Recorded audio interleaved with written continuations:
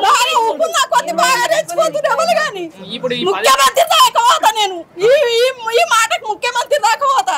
Apply చేసుడు పోడు అది వచ్చింది లేదు. 20 ఏళ్ళ నుంచి కిరాకే ఉంటున్నా. అడుగు ఊళ్ళో మంది నాడు చెప్తారు. 20 ఏళ్ళు దాటింది ఇంకా. మళ్ళీ మేము రాపిచ్చినా గానీ అది ఉన్నోళ్ళకే వస్తున్నాయి. ఎట్లా సాగుతుంది ముందుగా మీ గ్రామంలో ప్రజాపాలన? ముందుగా నేను చిన్న కోడూరు ఓబీసీఎల్ మండల అధ్యక్షుడిని. నేను మీ బంక చిరంజీవి యాదవ్ నా పేరు.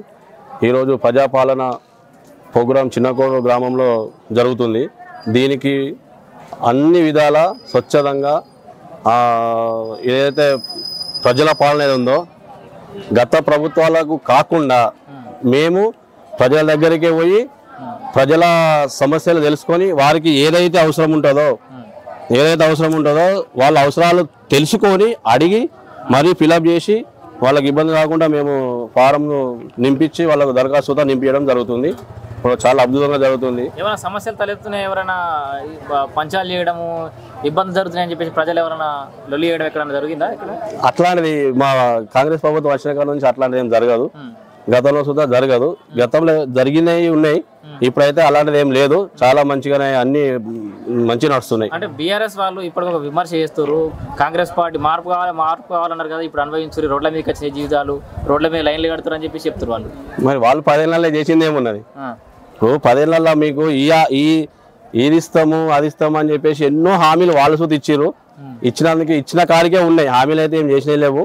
ఇప్పుడు మేము మా ప్రభుత్వం, మా రేవంత్ రెడ్డి సాబ్ గారు, మన తెలంగాణ రాష్ట్ర ముఖ్యమంత్రి రేవంత్ రెడ్డి గారు ప్రజాపాలన కోసం, ప్రజల కోసమే ప్రజాపాలన అనే స్కీమ్ తీసుకొచ్చి ప్రజల దగ్గరికే పోయి వాళ్ళ స్థితిగతులు తెలుసుకొని వాళ్ళకి నిజంగా ఏదైతే అవసరం ఉందో అది ఇయ్యనికి మా ప్రభుత్వం రెడీ ఉన్నది.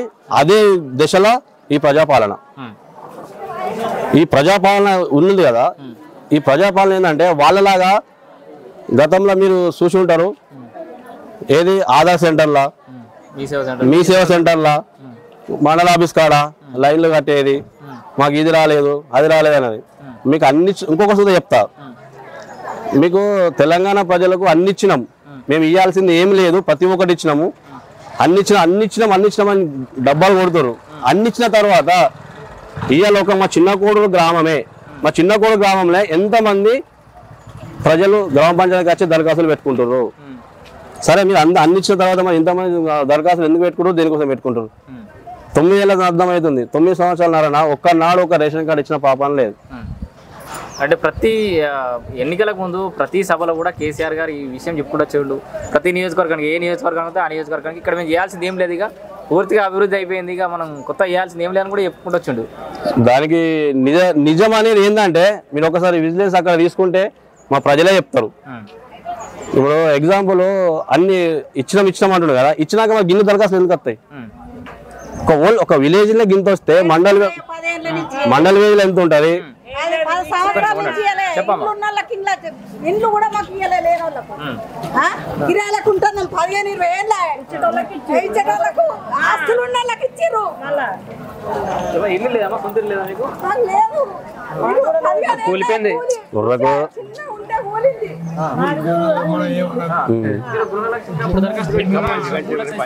మాకు పింఛన్ ఇక్కడనే, బియ్యం ఇక్కడనే, అన్ని ఇక్కడనే. కానీ ఈ ఊళ్ళో కష్ట పనులు అయితే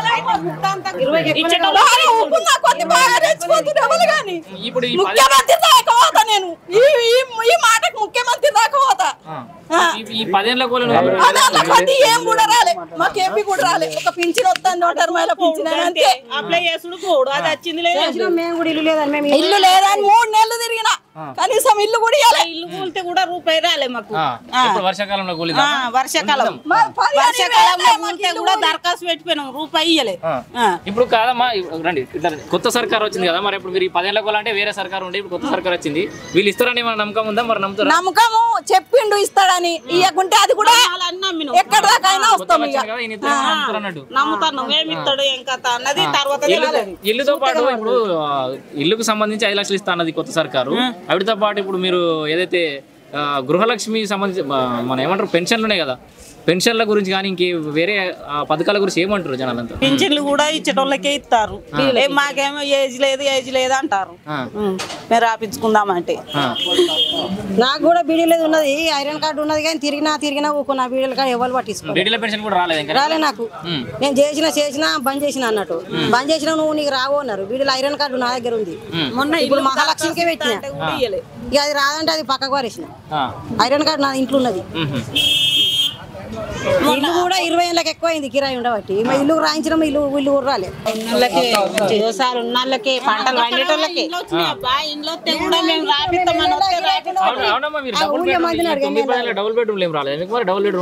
అడిగినాము, రాసి ఇచ్చినాము, కానీ రాలే మాకు. అది ఉన్నోళ్ళకే వచ్చినాయి. వాళ్ళకి భూమి జాగా ఇల్లు ఉన్నోళ్ళకే వచ్చినాయి. 20 ఏళ్ళ నుంచి కిరాయికే ఉంటున్నా. అడుగు ఊళ్ళో మంది నాడు చెప్తారు. 20 ఏళ్ళు దాటింది. ఇంకా మళ్ళీ మేము రాపిచ్చినా గానీ అది ఉన్నోళ్ళకే వస్తున్నాయి. మీకు సొంత జాగా ఏమైనా ఉందా మరి? భూమి జాగా ఉన్నది, ఇంత భూమి జాగా ఉన్నదని ఏమన్నారు. కాదు, ఇప్పుడు ఇల్లు కట్టుకోవడానికి ఇల్లు జాగా లేదు. ఇల్లు జాగా లేదు. మరి ఇల్లు జాగా లేని వాళ్ళకి ఇల్లు ఇస్తామని ఏమని అంటున్నారా? ఏమంటున్నారు? ఏది లేదు. ఇప్పుడైతే రాయించడం. కొత్త సర్కారు 5 లక్షలు ఇస్తా అంటుంది ఇల్లు కట్టుకోవడానికి. ఇప్పుడైతే రాసి ఇచ్చినాం. రాసి ఇచ్చినా కానీ మాకు లేదు సొంత జాగా. ఇల్లుకు లేదు, భూమి ఉన్నది, ఇంత ఇల్లు లేదు, మొత్తమే లేదు మాకు. 20 ఏళ్ళు దాటింది కిరాయి ఉండబట్టి. కొద్దినే ఉంది, భూమి కూడా కొద్దినే ఉంది, చాలా లేదు. అంటే వింటున్నారు కదా వాళ్ళ ఆవేదన. అంటే 20 ఏళ్ళ నుంచి కూడా కిరాయికి ఉన్న ఉన్నారు, మొత్తమే ఇల్లు లేని ఉన్నారు. ఈ 10 ఏళ్ళ నుంచి ప్రభుత్వం డబుల్ బెడ్రూమ్ కూడా ఇవ్వాలి అని చెప్పేసి ఆవేదన వ్యక్తం చేస్తారు. మరి ఎప్పుడైనా ప్రతిపక్షాలుగా మీ దృష్టి తీసుకొచ్చిర్రా? మరి అధికార పక్షాన్ని మీరు అడిగే ప్రయత్నం చేసిర్రా? వాళ్ళకి ఎందుకు న్యాయం జరగలేదు? అయితే ఇప్పుడు నిజం ఏందనేది మీరే చూసిరు కదా. వాళ్ళు 9 సంవత్సరాలు మన తెలంగాణ ప్రభుత్వం ఏమనుకున్నాం, బంగారు తెలంగాణ అనుకున్నాం. ఈ బాగా తెలంగాణ అవుతా అని చెప్పేసి ఎవరు కలగలే. బంగారు తెలంగాణను కాస్త బాగా తెలంగాణ చేసిన గత ప్రభుత్వం. ఇప్పుడు వాళ్ళు మీరు చూసారు, వాళ్ళకు 9 సంవత్సరాల నుంచి ఇల్లు లేక వాళ్ళు కిరాయిలకు ఉంటుకుంటే వాళ్ళకి న్యాయం జరగలేదు. వాళ్ళ ఆవేదన మీరైతే కళ్ళ గట్టిన మనకి కనిపిస్తుంది, వాళ్ళకి ఇచ్చి రాయలేదు అనేది. ఈ ప్రభుత్వం తెలంగాణ ముఖ్యమంత్రి రేవంత్ రెడ్డి గారు ఇల్లు లేని వాళ్లకు ఇల్లు ఇస్తా అని చెప్పిండు. ఈ మన కాంగ్రెస్ ప్రభుత్వము ఇల్లు లేని వాళ్ళకు ఖచ్చితంగా మేము చిరంజీవి గారు నాకు ఒక్కటే ముక్కుసూటిగా చెప్పండి. వాళ్ళు 9-10 ఏళ్ళ నుంచి వాళ్ళ ఆవేదన తీరలేదు.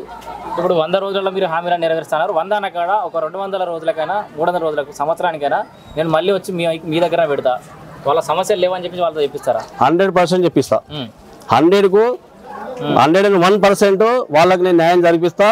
వాళ్ళకి ఏదైతే ఇల్లు కానీ గృహలక్ష్మి లాగా ఇల్లు, మన రైతు బంధుకు సంబంధించిన ఏవైతే మా 6 గ్యారెంటీలు ఉన్నాయో అందులో ఆమెకి ఏవైతే అర్హులు ఉంటాయో ఆ అర్హత ఉంటుందో అర్హత 100% వాళ్ళకి ఇప్పిస్తాను. నేను మా కాంగ్రెస్ పార్టీ తరఫున, మా ప్రభుత్వం తరఫున నేను హామీ ఇస్తున్నా. 6 గ్యారెంటీలు అని మీరు అంటున్నారు.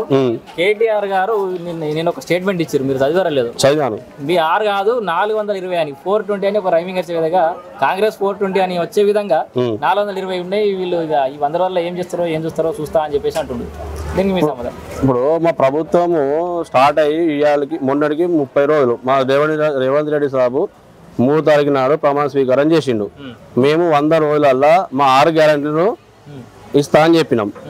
మేము 100 రోజులలోనే 6 గ్యారెంటీలు ఇస్తా అన్నాం. 100 రోజులల్లా 6 గ్యారెంటీలు అమలు చేస్తాము, 100% పగడి బంధుగా అమలు చేస్తా అని చెప్పినాం. వాళ్ళు 9.5 సంవత్సరాలు ఉన్నారు పాలనలో. బంగారు తెలంగాణ మనకు కావాలని కొట్లాడి తెచ్చుకొని వాళ్ళని గద్దెలు ఎక్కించి వాళ్ళని గద్దెల మీద కూర్చుండే పెడితే 9.5 వాళ్ళు ఏం చేసారు?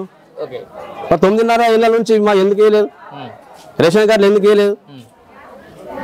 ఇందిరామ్మ ఇల్లు, ఇవాళ ఇందిరామ్మ ఇల్లు మేము ఇస్తామని చెప్పినాం కదా. వాళ్ళు డబుల్ బెడ్రూమ్ లో డబ్బులు కొట్టారు. డబుల్ బెడ్రూమ్ ఇల్లు లేని ఊరు చూస్తా, ఇందిరమ్మ లేని ఇల్లు వాళ్ళు చూస్తారా? ఇందిరమ్మ లేని ఊరు చూస్తా అంటే ఐఎమ్ రెడీ. డబుల్ బెడ్రూమ్ వాళ్ళు కట్టని ఊరు నేను చూస్తా.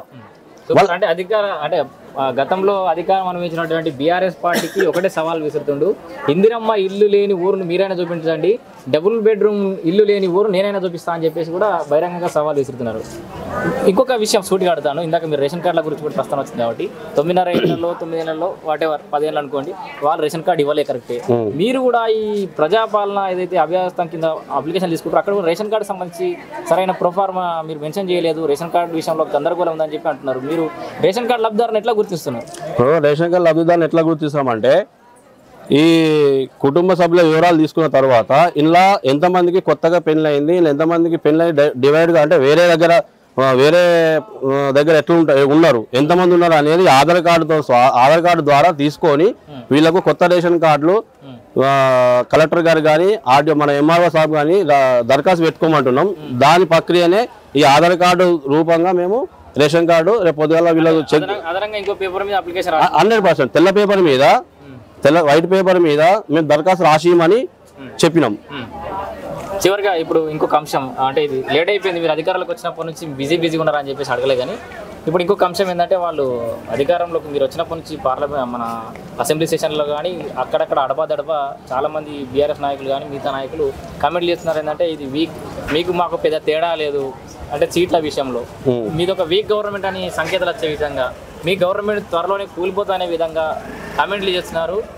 ఇంకొంతమంది దగ్గర స్టేటస్లు కూడా చూసినాయండి, మార్చి వరకు మళ్ళీ బీఆర్ఎస్ ప్రభుత్వం రాబోతుందండి. ఈ కామెంట్లను మీరు ఎట్లా చూస్తారు? 24 అనేది వీక్ నెంబర్ అని చెప్పుకోవచ్చా? అసలు మీరు మీ ఎమ్మెల్యే కాపాడుకునే పరిస్థితి ఉందా? అది తప్పు ప్రచారం. వీకా అనేది మేము దాని వీకా లేకపోతే స్టాండర్డ్ అనేది మేము చూస్తాము. మా ప్రభుత్వం 100% స్టాండర్డ్గానే ఉంటుంది. ఈ 5 సంవత్సరాలు కాదు, మళ్ళీ 5 సంవత్సరాల చూతా కాంగ్రెస్ పార్టీ గవర్నమెంట్ ఫామ్ చేస్తుంది, కాంగ్రెస్ పార్టీ ఉంటుంది. రానున్న ఈ ఎంపీ ఎలక్షన్లలో 17 స్థానాలకు మేము 14 నుంచి 15 స్థానాలు గెలవబోతున్నాం. మేము మా కార్యకర్తలను కంకణ బద్దలు కట్టుకొని మా పార్టీ గెలుపు కోసం, మా ఎంపీల గెలుపు కోసం మేము అందరం ఉమ్మడిగా ఉండి ఖచ్చితంగా మేము మా 15 సీట్లు ఏవైతే ఉన్నాయో మేము గెలిపించుకుంటాము. మా పార్టీ కూలిపోదు, ఇరిగిపోదు. అయిపోయింది గతహ, వాళ్ళ పార్టీ కూలిపోయింది, అయిపోయింది. వాళ్ళు ఇదంతా జీర్ణించుకోలేక ఇప్పుడు తిన్నాం, ఇది తిన్నది ఎట్లా అడగాలి? కొర్రాలి, బుర్రాలి, పండుకోవాలి. అందుకని వాళ్ళకి ఏం అర్థం కాక జీర్ణించుకోలేక వాళ్ళు ఇష్టం వచ్చిన వాళ్ళు మాట్లాడుకోండి. వాళ్ళు మాట్లాడుకున్నంత మాత్రాన మాకు ఒరిగేది ఏం లేదు. గురించి కూడా ఒక 2 ముక్కలు చెప్పండి. గల్లీలో ఎవరున్నా సరే ఢిల్లీలో మన మోడీ ఉండాలనే ఒక నినాదంతో ఈసారి పార్లమెంట్ ఎన్నికలకు రాబోతున్నారు వాళ్ళు.